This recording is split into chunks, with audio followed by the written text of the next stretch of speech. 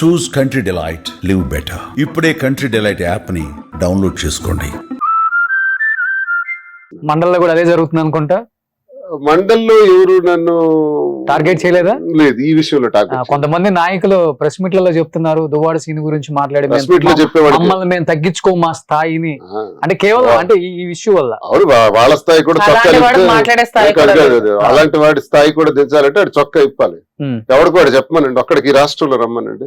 నేను స్వర్గం నుంచి నేరుగా వచ్చేసాను, ఏ నేరం చేయలేదు, నా మీద ఏ మచ్చలు లేవన్నోడికి భూమి మీద ఒక్కడికి. చాలా మందికి మచ్చలు ఉన్నాయి నాయకులకి, ప్రతి ఒక్కడికి, మా నాయకులకే లిస్ట్, నాయకుడికే కాదు, ప్రతి రంగంలో కూడా ప్రతి ఒక్కడికి ఎక్కడో మచ్చలు ఉండనే ఉంటాయి. వీఆర్ హ్యూమన్ బీయింగ్స్, మనం మనుషులు అల్టిమేట్ గా.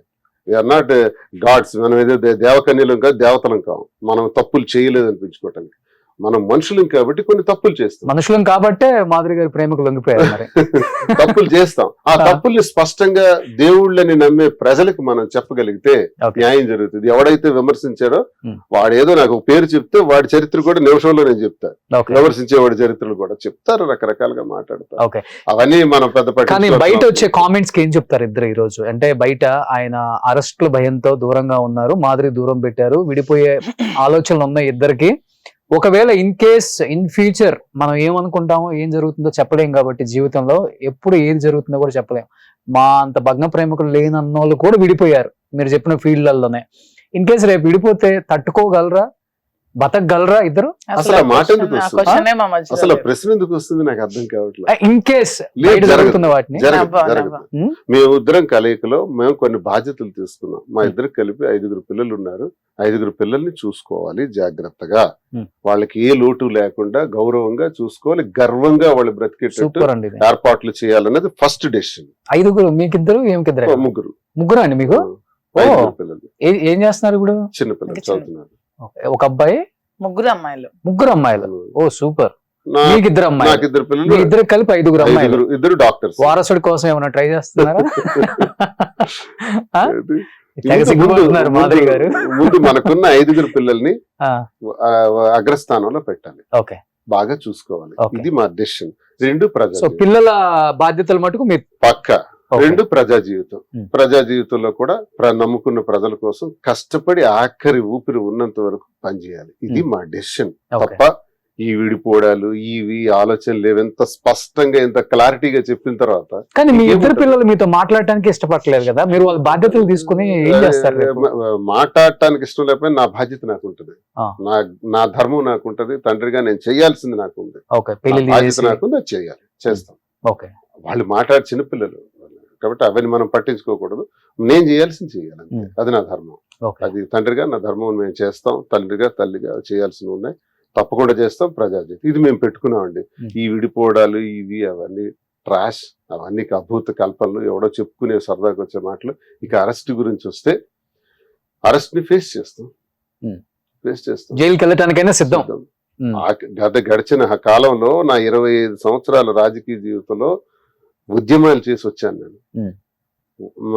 6 సంవత్సరాలు థర్మల్ పవర్ ప్లాంట్ కోసం 35 గ్రామాల తరఫున ఉద్యమం చేసి పోలీస్ తూటాలకు ఎదురుగా వెళ్ళినటువంటి వాడిని నేను. మా ఇంటి చుట్టూ 200 మంది పోలీసులు సరెండర్ చేసి ఫైరింగ్ ఆర్డర్స్ తో వచ్చారు.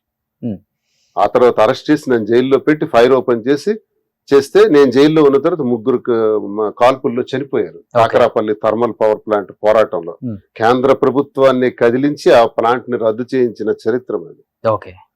ఆ పోరాటానికి ఆ ఉద్యమానికి లీడ్ చేసిన వాడిని నేనెందుకు భయపడతాను? ఆ సమయంలో 62 రోజులు జైల్లో ఉన్నాను. అప్పుడు తెలుగుదేశం ప్రభుత్వం ఉంది, ఇప్పుడు ఉంది. చైనీ 62 రోజులు జైలు అనుభవం ఉన్నవాడిని, ఉద్యమాలు చేసిన వాడిని మరో 60 రోజులు పెడతారా, 90 రోజులు పెడతారా? నేరం ఏంటి అంటే నా భావస్వేచ్ఛను హరించే విధంగా నువ్వు ఇలా అన్నావు పవన్ కళ్యాణ్ అంటాను. అన్నాను, నిజమా కాదా కాలమే చెప్తుంది నేను అన్నమాట. దాన్ని మీరు అన్ని స్టేషన్స్ లో కంప్లైంట్ ఇచ్చేసి పోసాని గారి మీద జరుగుతుంది అదే కదా.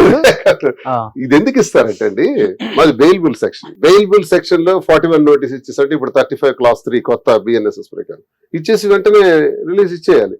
అలా లేదు, తీసుకెళ్తారు పోలీస్ స్టేషన్ లో పెట్టి జైల్లో పెడతారు. పెట్టిన వెంటనే మా కోర్టు రిలీజ్ ఇస్తుంది, కోర్టు వెంటనే ఇచ్చేస్తుంది ఆర్డర్.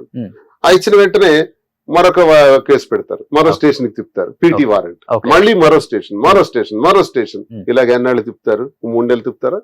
ఒక 6 నెలలు తిప్పుతారా? రెడీ. దువార శ్రీనివాస్ రెడీ, పారిపోలేదు. సుమన్ టీవీలో ఇక్కడే ఎదురుగా ఉన్నాను, ఇప్పుడు దిగుతాను. You can do anything. పెద్దోళ్ళు చెబుతుంటే ఏందో అనుకున్నానండి, మనం చిన్నోళ్ళతో సహవాసం చేసి ఫ్రెండ్షిప్ చేస్తే మన వయసు కూడా తగ్గుతుందని. ఆ ఫైర్ కనిపిస్తుంది మరి. భయం ఉంది జైల్లో ఉంటాను. కాదు, 58, 33 మైనస్ చేస్తే 25, అది మీ ఏజ్ లా కనపడుతుంది. ఇప్పుడు మీ ఇద్దరి మధ్య ఏజ్ డిఫరెన్స్ లా కనిపించట్లా? నేను నేరం చేస్తే బాధపడాలి. పార్టీ కోసం, ప్రజల కోసం, కార్యకర్తల కోసం సిద్ధాంతపరంగా ఓ మాట అన్నాను. ఆ మాటే నేరమని నన్ను అరెస్ట్ చేయాలనుకుంటే ఐఎమ్ రెడీ. ఓకే, నాకేమీ వెనకక్కర్లేదు. ఒక్క కాల్ చేయమనండి, ఏ స్టేషన్ నుంచైనా నన్ను. మీరు రావాలి స్టేషన్ కంటే ఆ రోజు అక్కడ ఉంటాను. నన్నేం వెనకక్కర్లా, నన్నేం చూడక్కర్లా. చట్టాన్ని గౌరవించేవాడిని.